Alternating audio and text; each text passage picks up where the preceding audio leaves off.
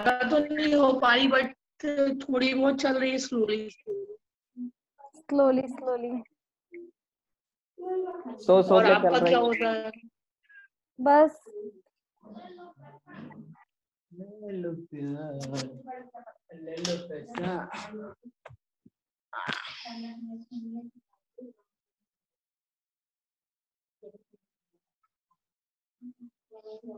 आज क्या पढ़ने वाले हैं वैसे? बर्नौली थ्योरम मोस्ट इम्पोर्टेंट है बर्नौली थ्योरम, है ना? सारे हिंदी मीडियम वाले हैं ना? मैं इंग्लिश मीडियम वाला हूँ बस। हाँ तो तुझे इंग्लिश में ही पढ़ाऊंगी बेटा, Yes. और फिर तुझसे वापस से पूछूंगी मेरी टर्म में। कोई नहीं, कॉमन में ही पढ़ाती हूँ सारी चीजें, है ना, टेंशन ना लो। बर्नौली की प्रमेय क्या बोलती है? सबसे पहले स्टेटमेंट हम पढ़ेंगे कि बर्नौली की थ्योरम जो है वो क्या बोलती है। तो बर्नौली क्या बोलते हैं कि बर्नौली ने ये बोला है कि जैसे हम किसी भी सिंपल वे में यदि हम समझते हैं तो पहले हम इसको पढ़ लेते हैं स्टेटमेंट उनका, फिर हम इन अच्छे से समझेंगे। बर्नौली की प्रमेय के अनुसार जब कोई असंपीड्य, स्क्रीन दिख रही है ना आप लोगों को? स्क्रीन दिख रही है? नहीं दिख रही। नहीं दिख रही है? आप देख रही है? Yes ma'am. आप देख रही है? अमन यस यस दिख रही है ना? बर्नौली की प्रमेय के जी। अनुसार जब कोई असंपीड्य तथा आश्यान तरल एक स्थान से दूसरे स्थान तक किसी घर्षण रहित नली में धारा रेखीय प्रवाह में बिना किसी अवरोध के बहता है तो उसके मार्ग के प्रत्येक बिंदु पर तरल की संपूर्ण ऊर्जा नियत होती है, इट मीन्स कांस्टेंट होती है। हरिओम, आपके यहाँ से आवाज आ रही है बेटा? म्यूट कर तो दो। पल्लवी आ गई? ठीक है, तो अब हम यस क्या मैम। करते हैं? हाँ ठीक है, तो बर्नौली के स्टेटमेंट अभी हमने शुरू ही किया है। बर्नौली क्या बोलते हैं कि जैसे हम किसी एक पाइप की बात करें या किसी भी एक नली की बात कर रहे हैं, तो यहाँ पे यदि हम डायग्राम देखते हैं तो इस टाइप से क्या बोला है कि कोई एक असंपीड्य के या कोई आश्यान, मतलब इसमें सिर्फ 4 चीजें होती है। तो वो 4 चीजें क्या क्या होती है वो मैं बताऊंगी। सबसे पहले तो इस टाइप का हम क्या करते हैं, एक पाइप लेते हैं, पाइप भी ले सकते हैं या कोई भी ऐसा बोल सकते हैं नली जिसमें कि क्या बोल सकते हैं, असंपीड्य जल, मतलब कि जिसमें कोई भी घर्षण, घर्षण इन द सेंस कि वो पाइप हम देखते हैं कि इस टाइप का नहीं होना चाहिए कि जिसमें जैसे हम पानी भी डालते हैं या कोई तरल पदार्थ यदि हम उसमें फ्लो करते हैं तो उसमें रुके ना, स्टोर ना हो, कंटिन्यू बहता रहे। मतलब कि वो उसका पाइप अंदर से भी उतना ही चिकना होना चाहिए ताकि आसानी से जो भी तरल हम उसमें बहाते हैं या डालते हैं तो वो आसानी से एक स्थान से दूसरे स्थान पर बहकर चला जाए। ठीक है, तो इस टाइप से हम क्या करते हैं, इसमें बर्नौली के थ्योरम में यही बोला है। क्या बोला है बर्नौली के स्टेटमेंट में कि जब भी कोई असंपीड्य तथा आश्यान तरल एक स्थान से दूसरे स्थान पर किसी घर्षण रहित, मुस्कान तुमने आवाज बंद नहीं करी क्या?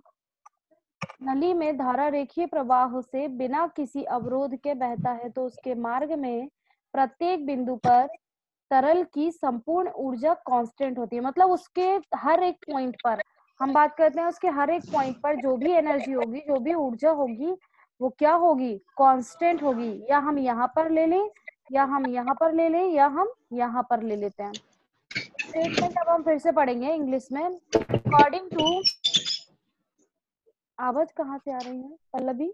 हमारे यहाँ से यस मैम। म्यूट कर दो बेटा, वीडियो ऑन रहने दो, बस म्यूट कर दो आवाज, है ना। According to Bernoulli's theorem when a non viscous, अब यहाँ पर हम 4 चीजें लेते हैं। पहला कौन सा लेते हैं, नॉन विस्कस और इनकम्प्रेसिबल, और तीसरा है स्ट्रीमलाइन, मतलब स्ट्रीमलाइन फ्लो, और फोर्थ जो है वो फ्रिक। अब यहाँ पर यदि हम बात करते हैं, जैसे ये है फ्रैक्शनल, 4 चीजें। पहली क्या बोला है उन्होंने, नॉन विस्कस, इनकम्प्रेसिबल, और फोर्थ हमारा हो जाएगा स्ट्रीमलाइन, और एक और फ्रैक्शनल। तो इन चारों का सम क्या बोला है, मतलब ये जो चारों का सम है वो क्या होगा, कांस्टेंट होगा। मतलब यहाँ पर जो वैल्यू ले रही, क्योंकि एक हमारी 0 हो जाएगी, तो इन चारों को according to Bernoulli's theorem when a non viscous, incompressible flow, from one point to the other in a streamline condition। मतलब यहाँ भी वही कि स्ट्रीमलाइन कंडीशन अप्लाई, मतलब हम यहाँ पर ये बोल सकते हैं कि यहाँ पर जिसकी भी बात करें, जैसे यहाँ पर तो हर एक पॉइंट पर, और स्ट्रीमलाइन बोला है मतलब कि एक स्ट्रीमलाइन पर फ्लो कराना है। कैसे फ्लो कराना है? विदाउट एनी फ्रैक्शनल और resistive force the total energy of the flood. Total energy कैसे निकालेंगे? हमें पता है टोटल एनर्जी जब भी हमें किसी भी पदार्थ की निकालनी होती है तो क्या क्या चीजें हम लेते हैं, हमें पहले भी पता है, हम बहुत बार पढ़ भी चुके हैं। क्या क्या लेते हैं? काइनेटिक एनर्जी लेते हैं, पोटेंशियल एनर्जी लेते हैं और प्रेशर एनर्जी। यहाँ पर ये चारों चीजें हैं। क्या क्या है? Kinetic energy, potential energy, pressure energy is equal to constant value. Clear? तो बर्नौली के थ्योरम में यही है मेन, कि जो इस नली में, जो नली हमने यहाँ पर ली है, इस नली में यदि हम किसी भी पॉइंट की बात करते हैं तो उस पॉइंट पे यदि हम इन तीनों को देखते हैं तो क्या बोला उन्होंने कि उस पॉइंट पे जब इन तीनों कंडीशन को देखते हैं, काइनेटिक एनर्जी, पोटेंशियल एनर्जी और हमारे पास थर्ड क्या है, प्रेशर एनर्जी, इन तीनों की जो वैल्यू होती है वो कांस्टेंट होती है। वो या इस पॉइंट पर ले लेते हैं, या इस पॉइंट पे ले लें, या इस पॉइंट पे ले लें, या किसी भी पॉइंट पर ले लेते हैं। तो क्या क्या चीजें होती हैं? हिंदी में इसको बोल सकते हैं गतिज ऊर्जा, स्थितिज ऊर्जा, और एक और क्या हो जाएगा आपका, दाब ऊर्जा। ठीक है, तो इन तीनों का योग या जोड़ हम बोल सकते हैं वो क्या होगा, नियतांक होगा, कांस्टेंट होगा। वो किसी भी पॉइंट पर हो, पर इस पर, इस पर, इस पर, कहीं भी। अब इसमें क्या होता है, जैसे इनबैलेंस कैसे होता है इसमें, इसलिए ये बैलेंस होता है। जैसे कि इस पॉइंट की यदि मैं बात करती हूँ, यहाँ पर क्या है, पाइप थोड़ा सा हमें क्या दिख रहा है, बड़ा साइज का दिख रहा है, चौड़ा दिख रहा है, और यहाँ पे क्या बोल रहे हैं, थोड़ा सा सकड़ा है। तो जब हम देखते हैं, जब मोटा पॉइंट होता है या मोटा पाइप होता है, उसमें यदि पानी फ्लो करते हैं तो क्या होगा, भले ही वो आधे में चलेगा लेकिन एक ही स्पीड से चलता है। और जैसे ही आप दबाते हैं या पतला करते हैं, या हम देखते हैं प्रेशर जो होते हैं, गाड़ी प्रेशर हम जिससे धोते हैं गाड़ी को, तो हम देखते हैं जब हम उसको धोते हैं उस पे एक बहुत बारीक सा होल होता है जिससे प्रेशर से पानी को गिराया जाता है। तो जितना ज्यादा प्रेशर से हम उसको गिराते हैं पानी को, उतनी ही उसकी स्पीड होती है। तो यहाँ पे ये बैलेंस जब होता है, जैसे हम यहाँ की बात करते हैं, तो यहाँ पे वेलोसिटी हमारी क्या होगी, कम होगी, ज्यादा होगी? यहाँ पे वेलोसिटी आपकी ज्यादा होगी तो यहाँ पे वेलोसिटी कम होगी। ठीक है, और यहाँ पे यदि हम बात करते हैं, प्रेशर यहाँ पे कम होगा तो यहाँ पे ज्यादा होगा। ये चीजें तो क्लियर हो रही है ना? हाँ, एरिया ये बड़ा है तो ये छोटा है। तो जैसे जैसे चीजों का जैसे ही हम यहाँ से यहाँ से इसी पोजीशन से यदि हम यहाँ पे कोई एक पोजीशन करते हैं, या हम बोल सकते हैं कि सी से जब हम डी पर जाते हैं तो हम देखते हैं यहाँ पे कुछ चीजों की वैल्यू कम होगी, कुछ की ज्यादा होगी, यहाँ पे कुछ कम होगा, कुछ ज्यादा होगा। इसीलिए इसको बोलते हैं कि इन तीनों की या जितने भी पॉइंट यहाँ पे हम अप्लाई कर रहे हैं उन सब की वैल्यू कांस्टेंट होती है। ठीक है, तो बर्नौली की मेन थ्योरम हमारी क्या बोलती है कि ये सब चीजें क्या होगी, कांस्टेंट होगी। अब क्या कर रहे हैं, जब ये कांस्टेंट होगी तो हम बात करते हैं कांस्टेंट। तो for unit value of the flood in mathematical form, यदि हम इसको मैथमेटिकल फॉर्म में लिखते हैं तो ऐसे लिख सकते हैं, क्योंकि हमें पता है काइनेटिक एनर्जी, गतिज ऊर्जा कैसे निकालते हैं, हाफ एम भी स्क्वायर। तो यहाँ पे एम भी स्क्वायर की जगह, एम की जगह इन्होंने रो ले लिया है। ठीक है, तो क्या हो गया, half M B square plus, अब यहाँ पर पोटेंशियल एनर्जी, तो पोटेंशियल रो जी एच, या फिर हम यहाँ पर एम जी एच भी ले सकते हैं। ठीक है, क्योंकि मास कुछ भी हो सकता है, लेकिन हम इसको डिस्क्राइब कर रहे हैं कि मास यहाँ पर हमने रो के फॉर्म में ले लिया, क्योंकि आपकी बुक में रो के फॉर्म में लिया है। वैसे यहाँ पे हम एम बी स्क्वायर लेते हैं, यहाँ पे एम जी एच लेते हैं, और यहाँ पे पी लेते हैं। लेकिन अब बुक्स में जैसा है इसीलिए मैं वैसा ही बता रही हूँ। यहाँ पे हमने एरिया को किससे डिफाइन किया है, रो से डिफाइन किया है। तो यहाँ पर क्या आ गया, रो भी square plus P G H plus T, मतलब ये हमारी क्या है, काइनेटिक एनर्जी, ये पोटेंशियल एनर्जी, और ये आपकी होगी pressure energy, is equal to constant value. Clear? अब हम क्या करते हैं, thus Bernoulli's theorem is the law of conservation of energy. क्या होता है conservation of energy law? For a flowing floods, the equality P plus rho GH in the above equation is also called the static pressure and the अब यहाँ पर quantity half PV square is called a dynamic pressure. मतलब हम यहाँ पे क्या बोल सकते हैं कि जो भी आपने यहाँ पे कोई एक, जैसे हमने इसको मैथमेटिकल फॉर्म में तो ऐसे लिख दिया। अब क्या बोला है, जब बर्नौली के सिद्धांत के अनुसार वास्तव में बहते हुए तरल पदार्थ के लिए ऊर्जा संरक्षण के नियम का ही रूप है, तो हम क्या कर सकते हैं यहाँ पर P plus rho GH is equal to, हम इसको क्या बोल सकते हैं, स्थैतिक दाब, और दूसरा हमारा गतिज दाब। तो जब इन दोनों को हम ले रहे हैं तो मतलब डिस्क्राइब कर दिया है कि इसको यदि हम मान लेते हैं तो ये हमारा क्या हो गया है, यहाँ पे इसकी बात करते हैं तो ये हमारा क्या हो गया, स्थितिज दाब, ठीक है। और ये आपका क्या हो गया, गतिज दाब। मतलब इसको डिस्क्राइब किया है कि ये इज इक्वल टू ये। अब इसका मतलब मान लिया, इन दोनों की टर्म को अलग अलग हमने मान लिया। अब बर्नौली का यदि सेकंड फॉर्म यदि हम देखते हैं, second form in the sense वही है लेकिन उसको थोड़ा सा सॉल्व किया है। तो क्या किया है, इसमें सबसे पहले रो को कॉमन लिया, यही था रो, इस इक्वेशन से रो को कॉमन ले लिया, तो जहां पे रो नहीं था वहां पे रो लग गया और बाकी निकल के कांस्टेंट के इस तरफ भेज दिया, तो क्या हो गया, 0 हो गया। अब यहाँ पे बात करते हैं जी से भाग देने पर। इसी इक्वेशन में क्या किया है, जी से हमने क्या किया है, डिवाइड किया है। जब हम इसको डिवाइड किए तो हमारे पास जी, यहाँ पे जी था, जी से जी कैंसिल हो गया, ये एच हो गया, ये हो गया, ठीक है। अब बहते हुए पदार्थ के लिए किसी बिंदु पर मतलब v²/2g को क्या बोला है, वेलोसिटी हेड, ठीक है, ये वेलोसिटी हेड कहलाया है। और यहाँ पर हम बोलते हैं h जो है वो ग्रेविटेशनल हेड है, ठीक है, और ये हमारा प्रेशर हेड। मतलब इसको डिस्क्राइब कैसे कर दिया है, इसी से डिस्क्राइब किया है जो इक्वेशन हमने ली थी यहाँ पे, ठीक है। किससे डिस्क्राइब किया है, यहाँ इसी से डिस्क्राइब किया है ना, इसी इक्वेशन से डिस्क्राइब किया है। लेकिन इसको क्या कह दिया गया है, ये हमारा वेलोसिटी हेड हो गया, ये हमारा ग्रेविटेशनल हेड हो गया, और ये P/ρg हमारा क्या हो गया, प्रेशर हेड, ठीक है। तो इन तीनों को यदि हम बोलते हैं कि बर्नौली की थ्योरम के अकॉर्डिंग यदि हम इसे लिखते हैं तो कैसे लिख सकते हैं, velocity head plus gravitational head plus pressure head is equal to constant. तो इन दोनों फॉर्म को तो क्लियर हो गई, दोनों फॉर्म कैसे निकाली, पहले हमने क्या कॉमन लिया, रो कॉमन लिया, फिर जी से मल्टीप्लाई किया, सॉरी डिवाइड किया, मल्टीप्लाई नहीं डिवाइड किया।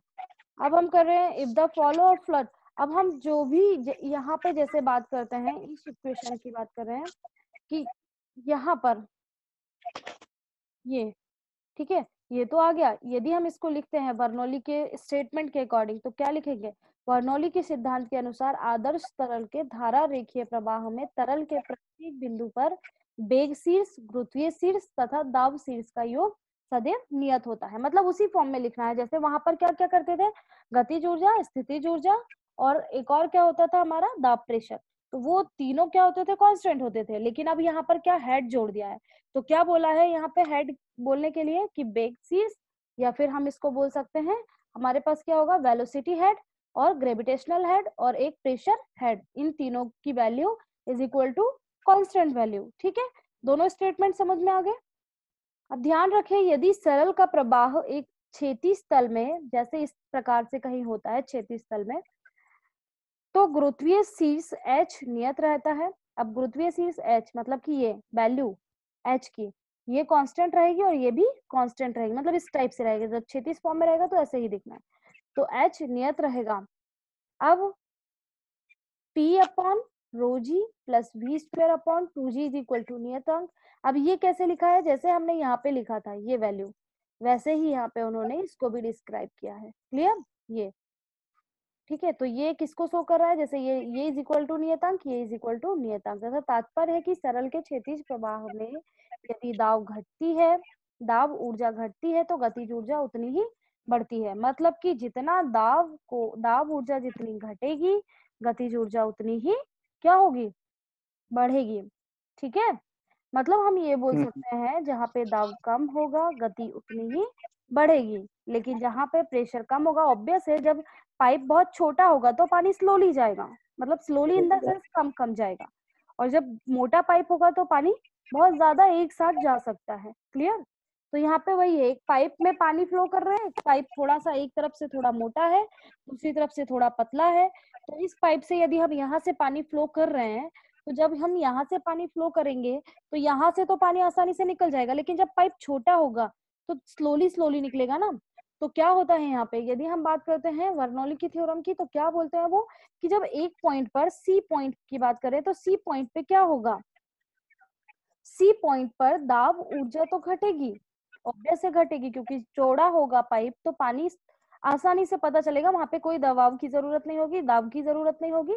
जब सी पॉइंट पे होगा तो प्रेशर अपने आप बनेगा। तो यहाँ पे वही स्टेटमेंट बोल रहे हैं कि जब जिस पॉइंट की बात कर रहे हैं, यदि हमारा ये एरिया यदि हम बोले कम है, तो प्रेशर उतना ही क्या होगा, तेज होगा। क्लियर, गतिज ऊर्जा कम होगी। ये स्टेटमेंट बिल्कुल माइंड में सेट कर लेना, ठीक है।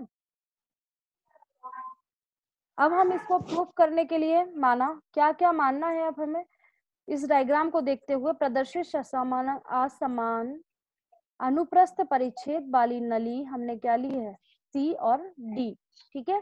मतलब एक नली हमने ली है सी और डी में कोई असंपीड्य तथा आश्यान द्रव, मतलब जो कि पाइप में चिपके नहीं, ऐसा द्रव हमें लेना है। तो आश्यान द्रव का धारा रेखीय प्रवाह हो रहा है, मतलब बहा रहे हैं हम इसे, इस नली से पाइप से डाल रहे हैं तो निकल रहा है। माना नली के सिरे सी का अनुप्रस्थ परिच्छेद क्षेत्रफल सिरे ए का क्षेत्रफल ए है और डी का क्षेत्रफल A2 है। यहाँ पे प्रेशर P1 है, यहाँ पे प्रेशर P2 है, यहाँ पे वेलोसिटी V1 है, यहाँ पे वेलोसिटी V2 है। इसकी हाइट H1 है और इसकी हाइट कितनी है, H2 है। क्लियर हुआ, मतलब C पॉइंट की हाइट AB पॉइंट से H1 है, D पॉइंट की हाइट AB से H2 है। इसको अपने शब्दों में लिख सकते हैं, इतना बड़ा नहीं लिख के, जो जो चीजें आप मान रहे हैं वो आप अपने अकॉर्डिंग डिस्क्राइब कर सकते हो।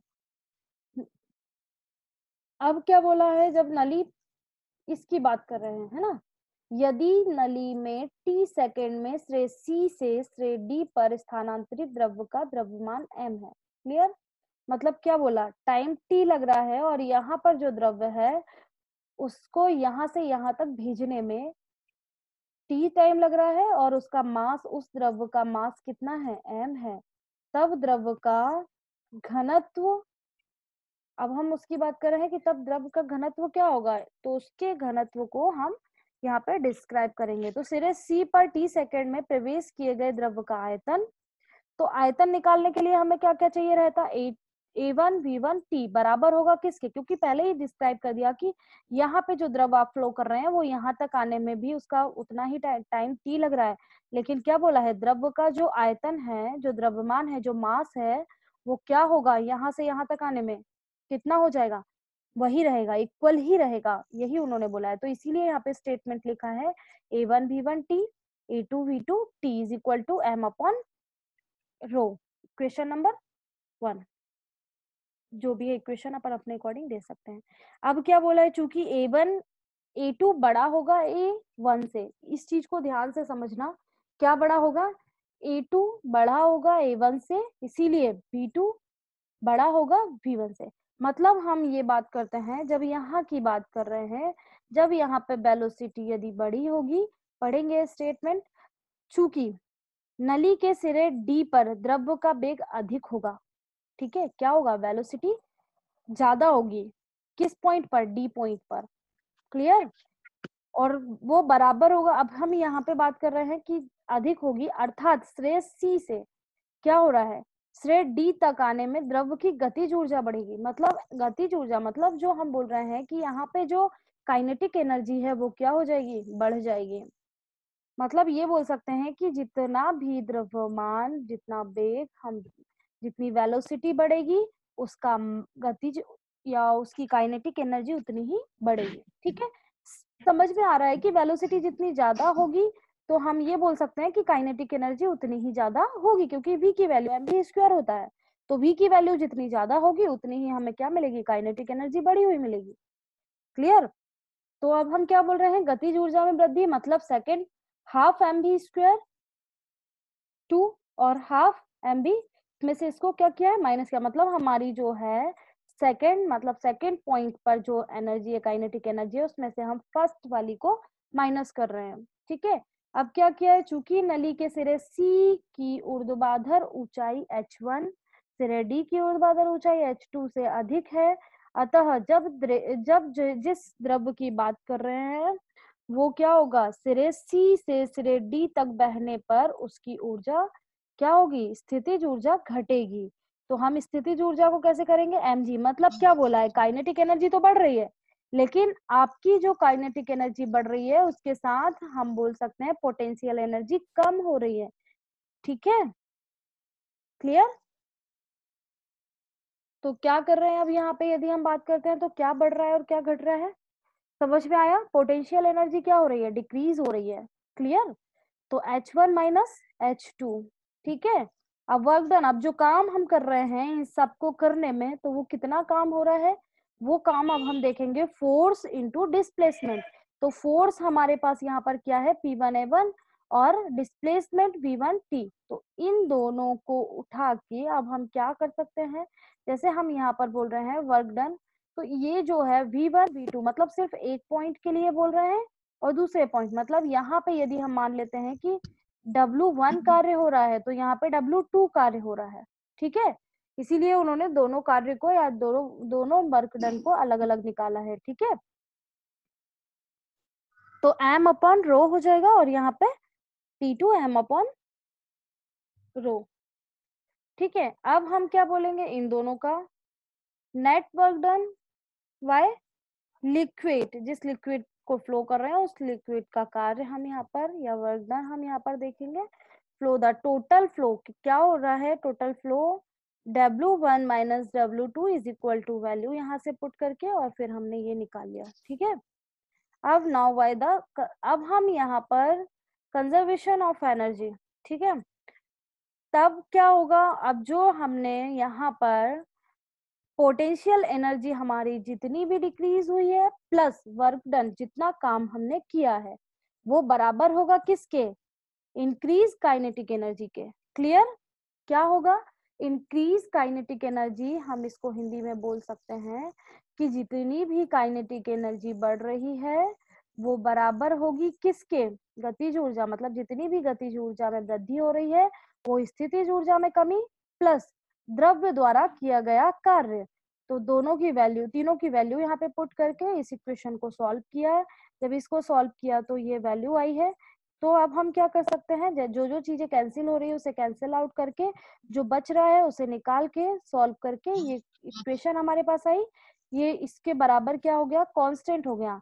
अब लेकिन क्या करना है हमें, अर्थात सरल के, अब जिस तरल की बात कर रहे हैं, जिस लिक्विड की बात कर रहे हैं, उसके धारा रेखीय प्रवाह में तरल के प्रत्येक बिंदु पर एकांक आयतन की द्रव्य ऊर्जा, गतिज ऊर्जा तथा स्थितिज ऊर्जा का योग नियत रहता है, कांस्टेंट रहता है। इसलिए इस पूरे की जगह पर क्या कर दिया, इज इक्वल टू कांस्टेंट रख दिया।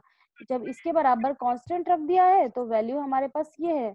अब हम इसको ऐसे डिस्क्राइब करेंगे तो सेकंड स्टेटमेंट तो हमारा आ गया, लेकिन फर्स्ट स्टेटमेंट लाने के लिए वैसे ही क्या किए, पहले जी को कॉमन लिया है और फिर जो जो चीजें कॉमन लेकर इसको इस तरफ भेज दिया है।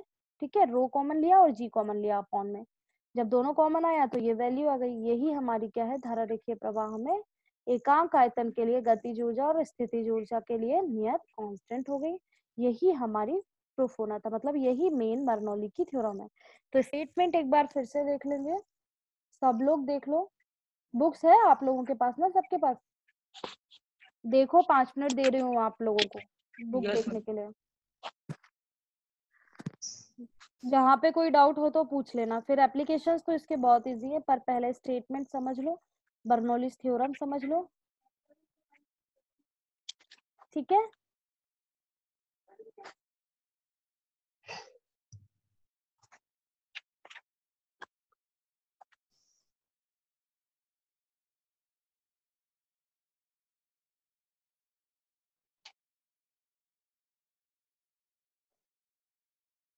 हरिओम समझ में आ गया Bernoulli theorem? Yes ma'am. Hariom को समझ में आया? हरिओम आप कर लोगे ना? आप लोग कर रहे हो कि नहीं, पहले मुझे ये बताओ। घर में करते हो ना yes Aman? Yes ma'am. Yes ma'am पक्का पक्का करते हो ना रिवीजन? Yes ma'am. 20 ये क्या होगा? क्या हुआ? क्या हुआ पल्लवी?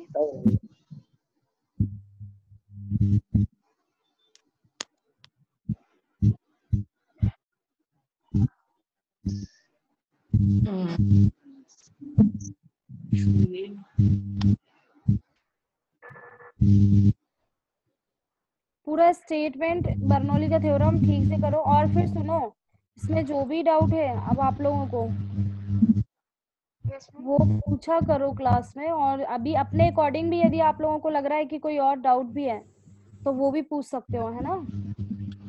यस ठीक है बेटा।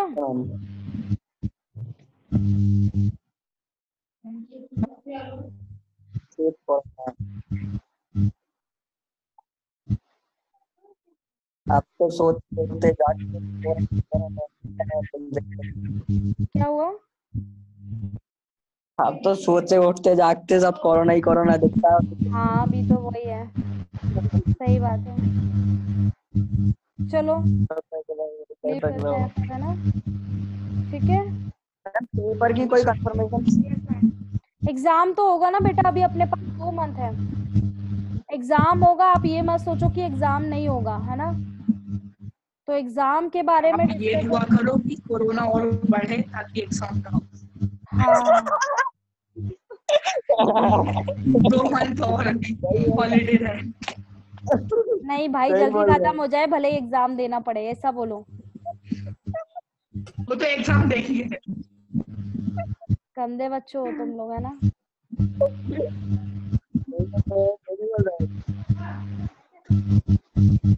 हम तो देखिए। चलो क्लास करते हैं खत्म, और सारे क्लास में मुझे सारे बच्चे चाहिए। साकेत वगैरह को फोन लगा दिया करो, क्लास में क्यों नहीं आता ये? पता मैम पता नहीं। नहीं बात करती हूँ उससे, बताती हूँ जरा। चलो ठीक है ना बेटा, ऑल द बेस्ट। एग्जाम के लिए तैयारी करते रहो, घर में आराम से रहो, बाहर मत निकलो, है ना? ठीक है बेटा। नहीं। Okay good day.